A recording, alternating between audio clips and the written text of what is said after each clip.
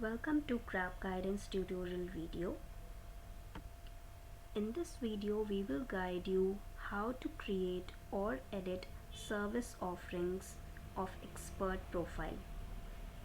On the browser, just type www.grabguidance.com and on the home page, click on expert account.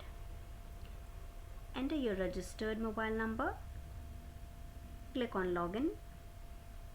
Enter your OTP which you have received on your registered mobile number. Click on service offerings.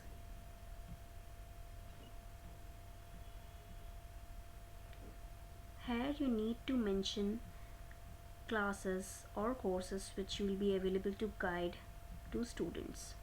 So here I'm just clicking randomly. Board CBSE, ICSE or state board. I am comfortable in CBSE.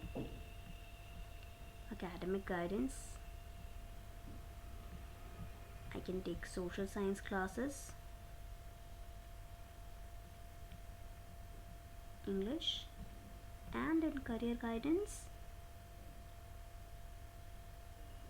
I can guide on stream selection.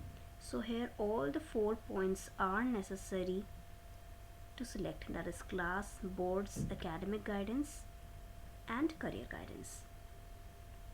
Now you can do save and next.